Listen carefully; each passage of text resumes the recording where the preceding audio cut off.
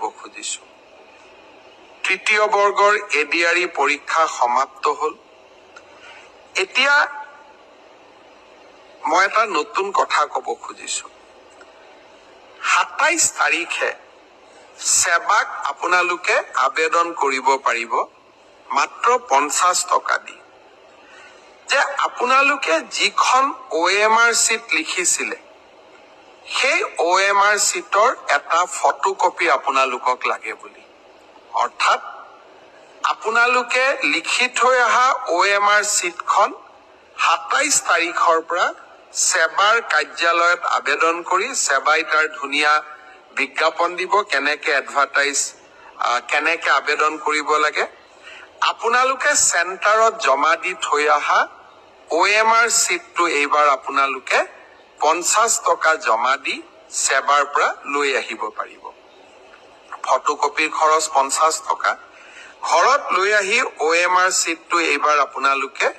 পৰীক্ষা কৰিব পাৰিব যে মই শুদ্ধ উত্তৰ দি আহিলো নে নাই শুদ্ধ উত্তৰটো কি 28 তাৰিখে আমি এনসাৰ কিটো সেৱাৰ ৱেবসাইটত আমি প্ৰকাশ কৰিম অৰ্থাৎ 27 তাৰিখৰ পৰা আপোনালোকে OMR শীটখন আবেদন কৰি সেৱাৰ পৰা ল'ব পাৰিব 28 তাৰিখে সেৱাৰ ৱেবসাইটত এনসাৰ কি প্ৰত্যেকটো প্ৰশ্নৰ উত্তৰ কি হোৱা উচিত তাকো আপোনালোকে চাব পাৰিব অৰ্থাৎ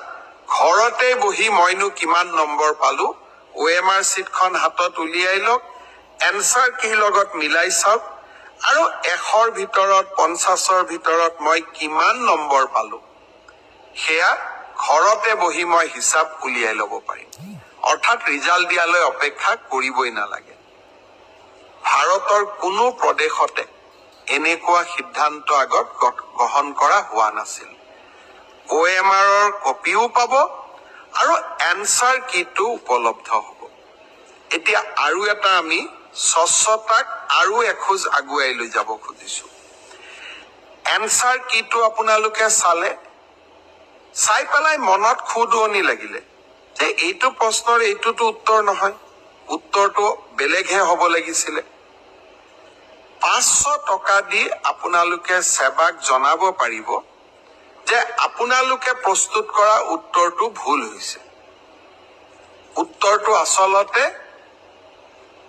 পঞ্চপাণ্ডৱৰ তৃতীয়জন সন্তান ভীম নহয় অৰ্জুন সেৱাই ভীম বুলি এনসাৰ কিট লিখিলে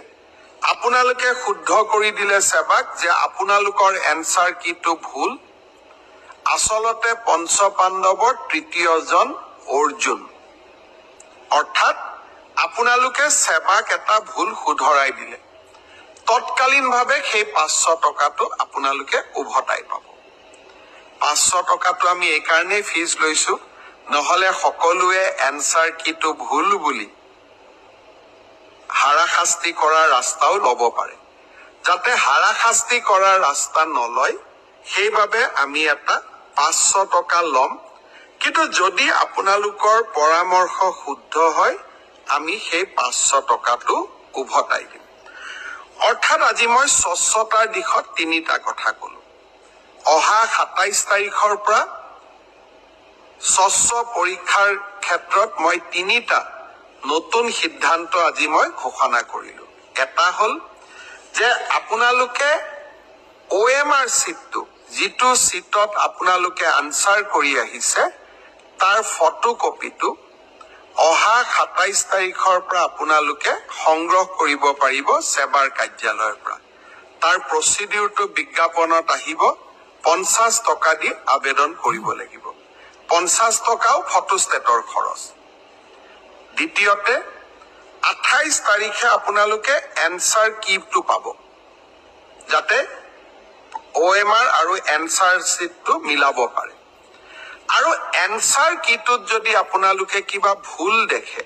সেইটো আপোনালোকে সেৱাক জনাব পাৰিব 500 টকা দি আৰু আপোনাৰ পৰামৰ্শ বা আপুনি যেটো ভুল বুলি কলে হি যদি বিশেষজ্ঞসকলে সঁচাই ভুল বুলি কয় আমি আপোনাক সেই 50 টকাটো উভতাই 500 টকাটো আমি উভতাই দিম। একাংশ পৰীক্ষাৰ্থীয়ে আমাক প্ৰশ্ন কৰিছিল যে OMR চিটত ফটোটো কিয় দিছে। মই চালো অন্ধ্ৰপ্ৰদেশ, মহাৰাষ্ট্ৰ, আজিকালি সকলো ৰাজ্যৰ পৰীক্ষাত OMR চিটৰ লগত ফটোটো দিয়ে, যাতে এজন পৰীক্ষাৰ্থীৰ নামত আন এজন পৰীক্ষাৰ্থীয়ে পৰীক্ষাত অৱতীৰ্ণ হ'ব নোৱাৰে। আজি মই